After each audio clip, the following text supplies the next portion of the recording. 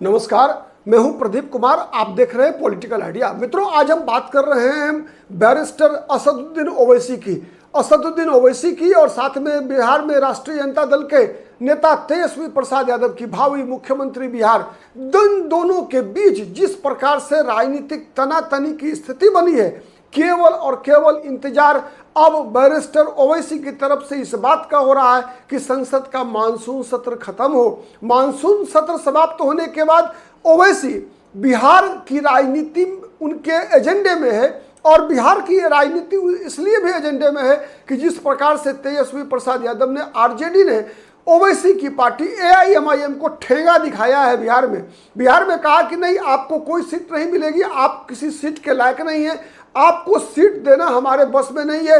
आप एक काम कीजिए कि अगर आप ईमानदारी से बीजेपी को चुनाव में हराना चाहते हैं तो आप चुनाव से हट जाइए, दूर हो जाइए, आप चुनाव मत लड़िए बिहार में।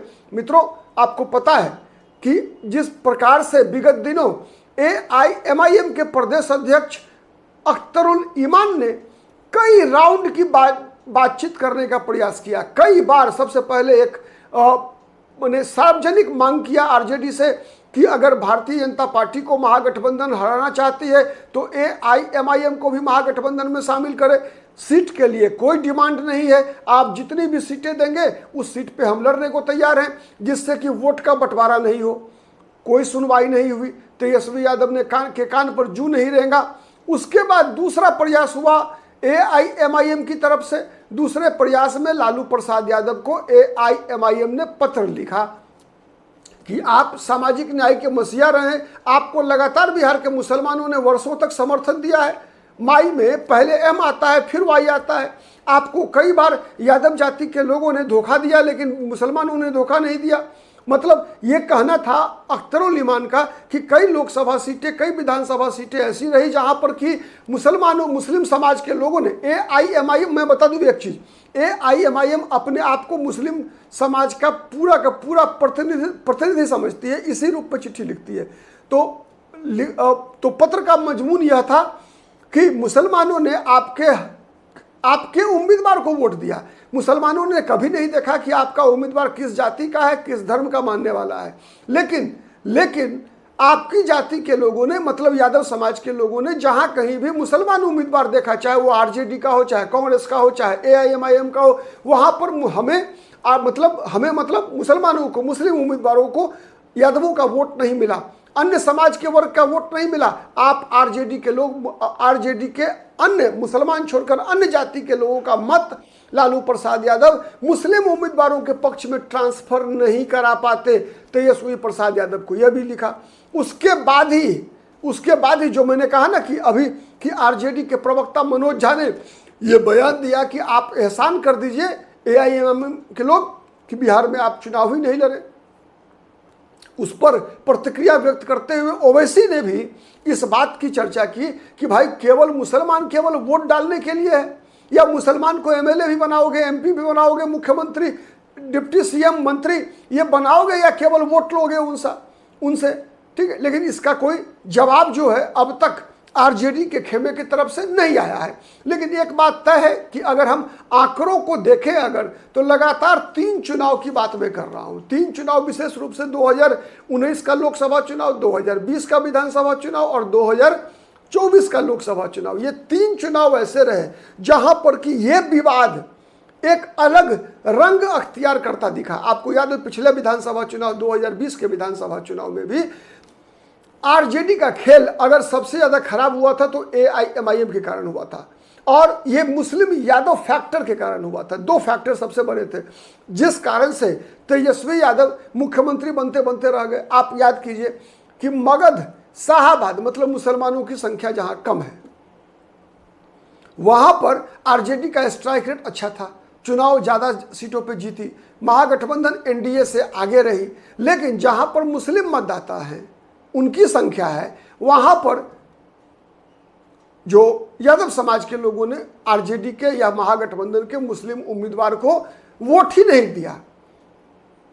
इस कारण से क्या हुआ कि अधिकतर उम्मीदवार हार गए, और अधिकतर उम्मीदवार हार गए, यही कारण रहा। अब सीमांचल का उदाहरण मैंने कई अन्य वीडियो में भी आपको बताया है कि आरजेडी 11 सीटें लड़ी थी, मात्र 1 जीत पाई थी, और वो भी इसलिए जीत पाई थी बहादुरगंज, ठाकुरगंज, कि वहां पर क्या हुआ था कि भारतीय जनता पार्टी के एक बागी व्यक्ति को आरजेडी ने खड़ा करवाया था, गोपाल कृष्ण अग्रवाल को। इसीलिए वहां आरजेडी का उम्मीदवार जीत गया चुनाव, चूंकि वहां एनडीए से जदयू का उम्मीदवार था। तो ये खेल हुआ था, और 1 सीट मात्र। आपको समझने में आसानी होगी कि वहां सीमांचल के 24 सीटों में 5 सीट एआईएमआईएम जीती थी, 5 कांग्रेस जीती थी, लेकिन आरजेडी को मिला था केवल 1, जबकि 11 कांग्रेस भी लड़ी थी, 11 आरजेडी भी लड़ी थी। तो ये स्थिति थी। तो ये स्पष्ट उदाहरण है। तो यही चीजें मुसलमान मतदाताओं का भी कहना है, और इसको इनकास करने के लिए केवल एआईएमआईएम ही नहीं बल्कि प्रशांत किशोर भी लगे हुए हैं। आप याद कीजिए कि प्रशांत किशोर जब कभी भी जितनी सभाएं कर रहे हैं सीमांचल के एरिया में, चार जो लोग जिला है, पूर्णिया, अररिया, कटिहार, किशनगंज, या फिर और जो मुस्लिम बहुल इलाके हैं उसमें, वहां प्रशांत किशोर इस बात की चर्चा कर रहे हैं कि तेजस्वी लालू यादव का बेटा मुख्यमंत्री बनेगा, आपको क्या मिलेगा? मुसलमान समाज से ये सवाल है, आपको क्या मिलेगा? आरजेडी आपको टिकट तक नहीं देती है, ठीक है, और टिकट देती भी है तो जिता नहीं पाती है। तो इस सवाल को प्रशांत किशोर ने उठाया, और प्रशांत किशोर ने वादा किया कि 18% आबादी को 18% सीट प्रशांत किशोर की पार्टी देगी। तो उसका भी एक असर है। दूसरा, महागठबंधन में कहीं ना कहीं तेजस्वी यादव से अधिक पप्पू यादव, कन्हैया कुमार, कांग्रेस पार्टी के विश्वसनीयता जो है, क्रेडिबिलिटी जो है, वो मुस्लिम मतदाताओं के बीच बढ़ रही है, ठीक है। तेजस्वी यादव, लालू यादव का क्रेज पहले की तुलना में खराब हुआ है, कई कारण से हुआ। सिवान में भी शहाबुद्दीन के परिवार के साथ जिस प्रकार का व्यवहार रहा, उस प्रकार से, तो कई ऐसे उदाहरण हैं जिस कारण से, तो ये चीज़ें जो है कहीं ना कहीं ओवैसी को काफ़ी मतलब सीरियसली नोट पे लिया है, और एक स्कोप भी दिख रहा है कि देखिए ऑपरेशन सिंदूर के दौरान जो भूमिका रही असदुद्दीन ओवैसी की, और लगातार उसके बाद से अपनी भूमिका को बदलने का प्रयास जिस प्रकार से ओवैसी के द्वारा हो रहा है, उससे एक और नए समीकरण को जन्म देने का प्रयास ओवैसी की पार्टी बिहार में कर रही है, अपना आधार विस्तार करने की, मतलब मुसलमान में दलित को जोड़ने की, साथ ही सवर्ण को भी। आप याद कीजिए, ढाका विधानसभा सीट है जहां से एक सवर्ण को उम्मीदवार बनाया है, राणा रणधीर सिंह को, ओवैसी की पार्टी ने, एआईएमआईएम ने। तो इस प्रकार से ओवैसी की पार्टी भी लगातार जो है आरजेडी को घेरने का पूरा प्रयास कर रही है। जिस चक्रव्यूह में तेजस्वी यादव फंसे हैं, उस चक्रव्यूह से कैसे निकल पाते हैं ये तो आने वाले दिन में पता चलेगा। लेकिन ये बात तय है, जो पिछले 3 चुनावों के परिणाम हैं, जो आंकड़े हैं, ठीक है, उससे एक बात तो स्पष्ट, 2 बातें स्पष्ट है कि एक, आरजेडी के तरफ मुसलमानों का मोह भंग हो रहा है। धीरे धीरे मुसलमान ये समझते जा रहे हैं कि नहीं, आरजेडी में हम केवल इस्तेमाल किए जा रहे हैं। और दूसरा, मुसलमान मतदाताओं के पास विकल्प बढ़े हैं। पहले कोई विकल्प नहीं था कि बीजेपी को हराने के लिए केवल तेजस्वी यादव ही एकमात्र विकल्प थे, तो ये एक संकट था।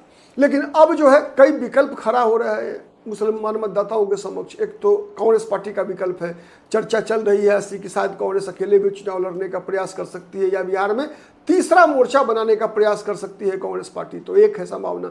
दूसरा, कहीं ना कहीं प्रशांत किशोर की पार्टी का भी संभावना है, और ओवैसी तो है ही। तो ये 3 संभावनाएं हैं मुस्लिम मतदाताओं के बीच साथ। लेकिन अब देखते हैं चुनाव का परिणाम क्या होता है, बहुत जल्द मालूम होगा हमें।